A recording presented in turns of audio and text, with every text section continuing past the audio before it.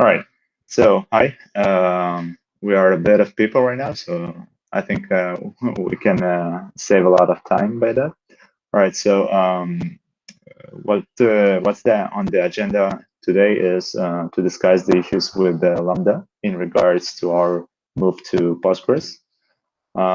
So we have Quentin and Leran currently. As you know, Quentin, I've updated. I think I've updated Patrick, to be honest, because I don't have you on Slack for some reason. That I've assigned to take a look for Leran to take a look at the issue regarding the retries of failing lambdas. So he's been looking at it, and in parallel, what we did is we've tried to brainstorm and think of the solution that we want to give in regards to Lambda on top of Postgres and MongoDB. So from the previous meeting, I've said that I was trying a POC on top of using large objects to store the Lambda functions in Postgres. But then we actually discussed, and we thought that maybe instead of doing patches for every type of DB that we have, maybe instead of like using GridFS for Mongo deployments and large objects for Postgres and like other things for like Redis, if you have this in the future or something. Maybe instead it is better for us to have a unified solution for every type of DB. And what we thought is we thought about either bringing up and saving on top of the PV of the database. So, for example, in the case of Postgres, we will just save the functions as is on top of the PV of the Postgres and not use large objects or etc. And on Mongo, we'll just save on the PV of the Mongo using our agents and our logic. So this is like option one. And the second option that we've discussed was the idea of maybe moving to Knative.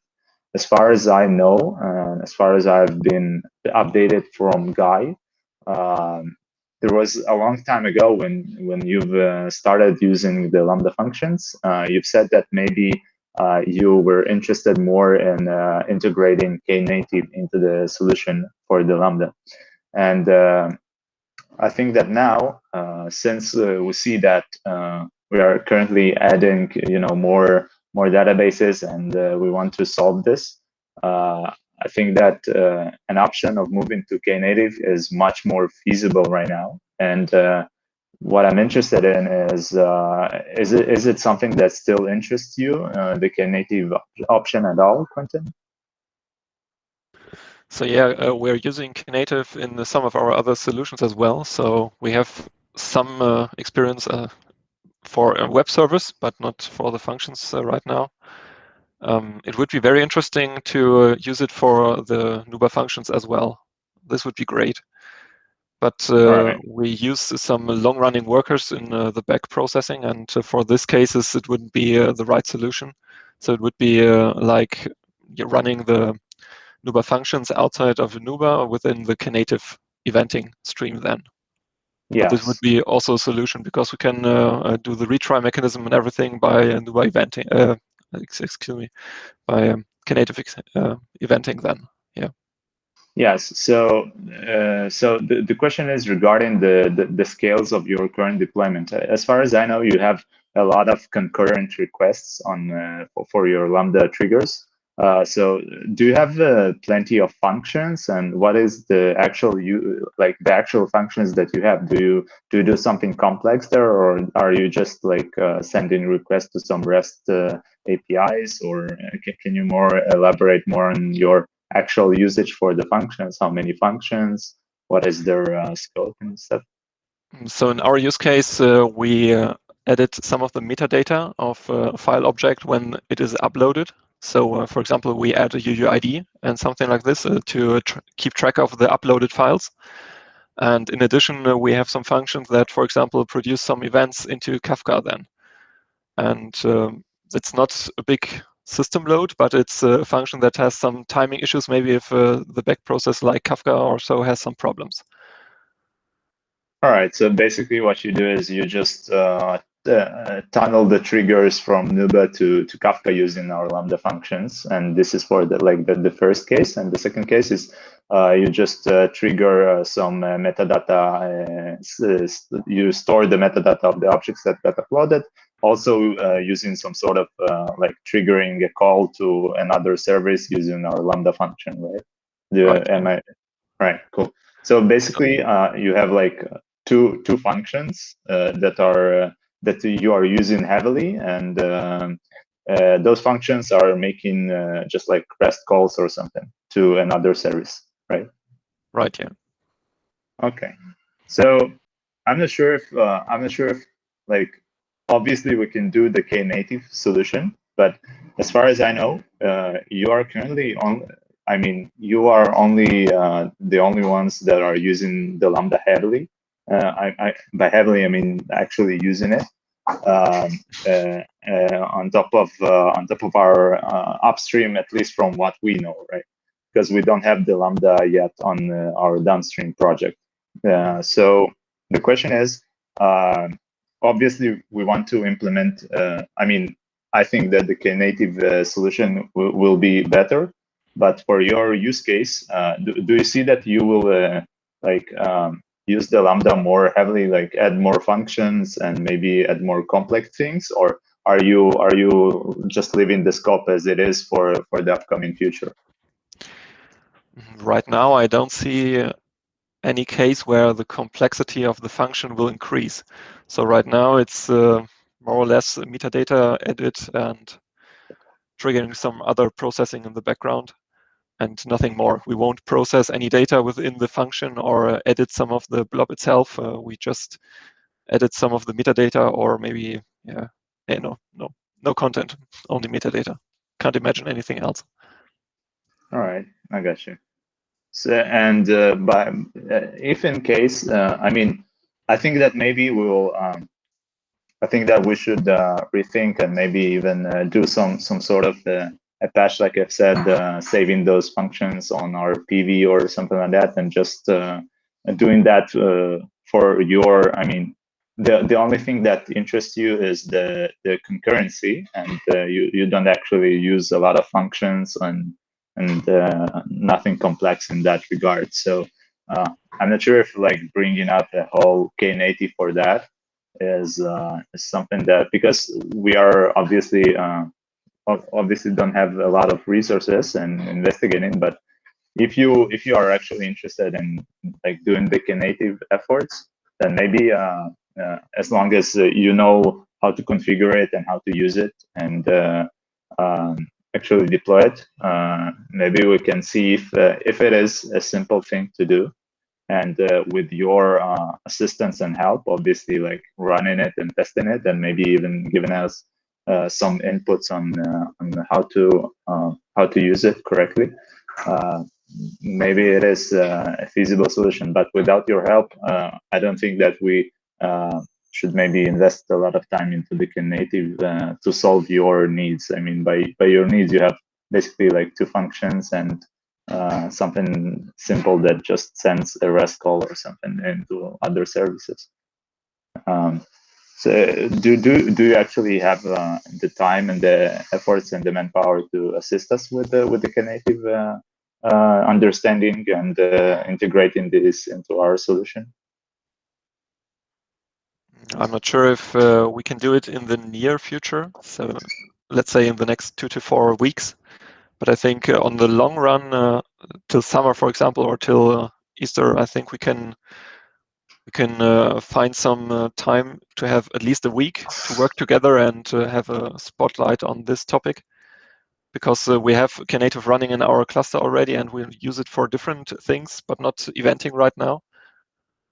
But we have some experiences because we tested it in comparison to other solutions, and so it would be easy for us to build up a POC or something like that, to have some tests running there, or to have some hands-on integrating it.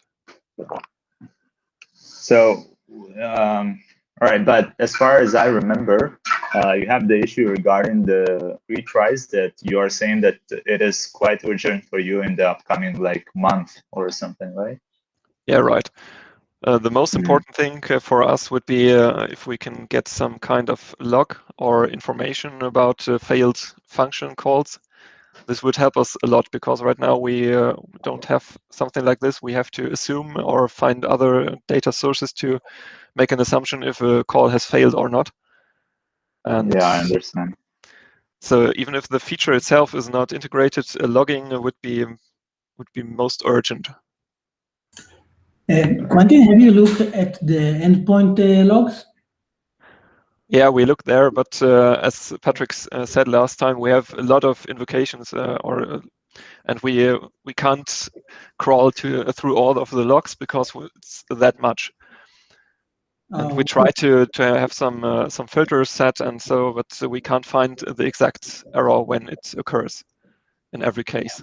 Because I saw that it's when it fails, it logs itself in the invocation logs itself in the endpoint.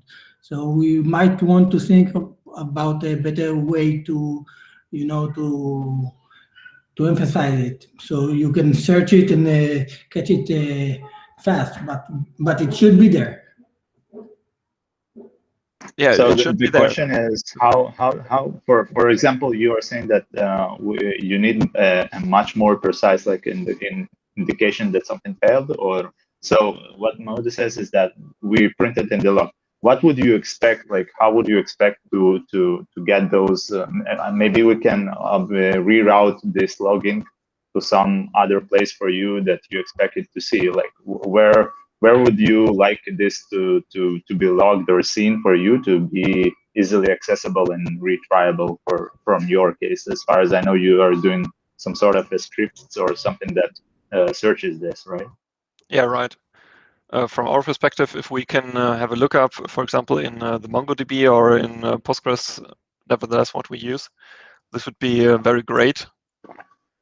So But, as an example is so for like if you have some sort of a column or not a column, I mean a property on top of inside the MongoDB or inside the Postgres that actually tells you like the IDs of the functions when they failed or what, and this you will just select on that and remove it, or how do you expect it to work?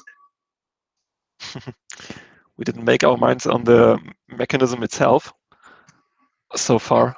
It's the easiest way would be if there is some kind of list of the last 48 hours or 3 days or whatsoever, in which all the failed invocations of a function are logged. So we can have a look inside the list and compare it with the files we have uploaded and maybe see if some of the functions haven't been triggered correctly. All right. So, okay, I understand what you are saying. And obviously, you will have to need you will have to be provided with the metadata for the Lambda functions as well. You are not only interested in the triggers, but also with the metadata that comes with the trigger. For example, for object upload, that you are interested to see like the actual like object IDs and stuff like that, right? Yeah, right. It's like the S3 event that is handed over to the function itself. This should be logged somewhere, and this would be totally sufficient for us. Basically, what you want is actually like a record of the actual parameters that your Lambda function receives when it gets invoked, right? Yeah, right. Okay. And this is, like you've said, is for 48 hours or something like that. Is something that is good for you. And for example, if we have this recording for 48 hours and then we have some sort of a cleanup after 48 hours, it is good enough for you, right? Yeah, right. Okay, I understand. Guy, are you here on the call or are you just tentative? Yes, I'm here. I won't be able to stay to the end, but I heard the discussion. So I think the main thing to begin with is just if you can capture this on the issue. There's an issue for that, right? So Yeah. Yep. maybe if it's there already and I missed it, maybe. But I think just capturing this discussion there, saying this is what is missing for a proper, at least error handling. Even if it's external to the system, then at least this is how you get to do it, by collecting this failed invocations or failed events in some table.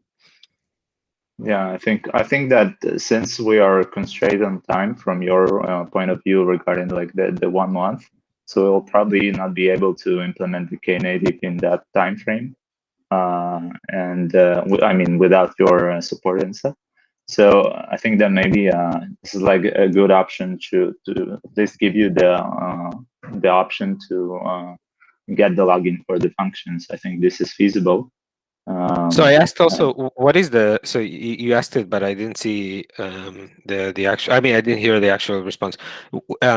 You said there's a few number of functions, but what is the code size? All right, so there are, as far as I understood, correct me if I'm wrong, there are 2 functions, and all they do is the first function just edits the metadata. No, wait. My question is, what is the code size of the function? Not generalistic questions. What is the code size? There's a property called the code size for a function, which we show on the UI as well. Can you do you know this, Quentin? Let me have a look. I didn't see this parameter so far, but I can have a look, and so I can tell you right. It's in one of the I don't know if it's in the first tab of each function, or this maybe in the settings or one other one, but there's a, or maybe in the ribbon in the kind of top info area. There's a code size information for each function. Okay. I know that this is stored zip in file. the database. It's 1.7K. Both, or around kilobytes. Right. Yeah, right. Okay, perfect. So that was somewhere. That was the question we had. Remember, Jenny, we wanted to know if cache.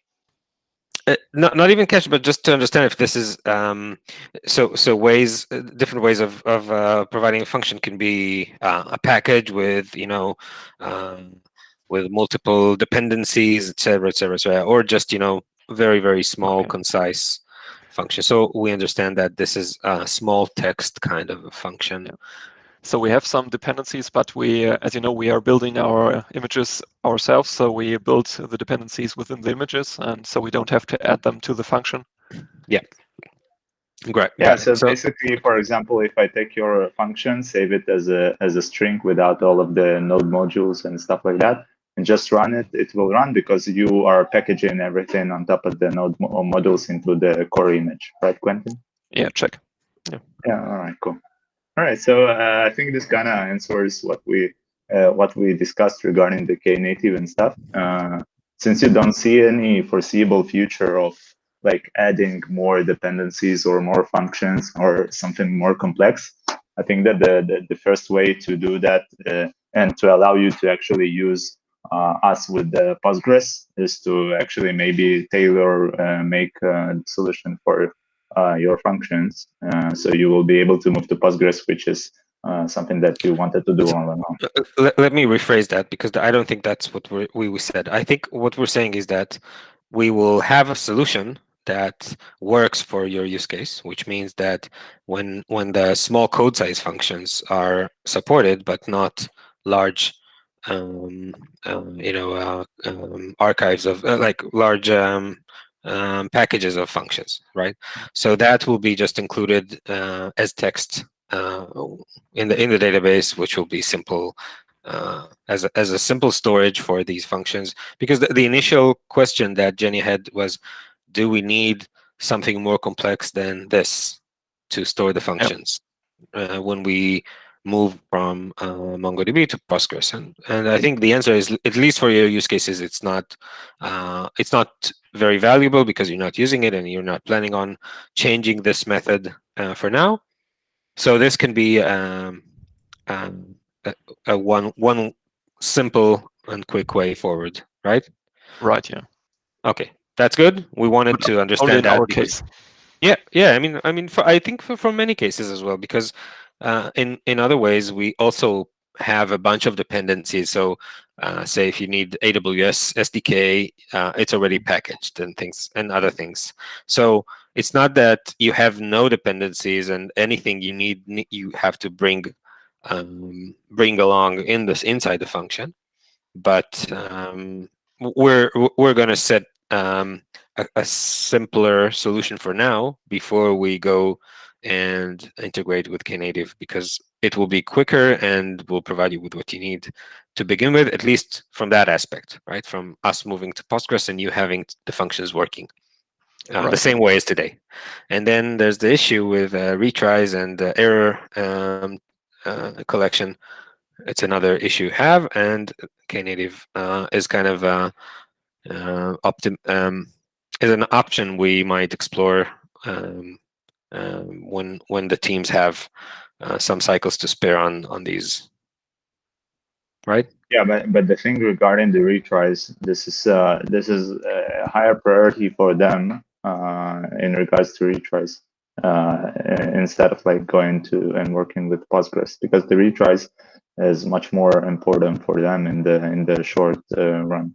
So this is why, right. Yeah. So let's say, Jenny, if we do a quick store for failed invocations, right? Yeah, in the database, like you've said, Quentin, something in the database that stores for 48 hours or so the invocations. No, let's start with this. Let's start with let's break it down for a second. Let's store. Okay, let's insert, right? Because they are going to pull this anyway, right? Yeah. I mean, and the same, in the same polling event, the polling, occasion, they can also prune it and remove old ones that they already handled, for example, right? Yeah, sure.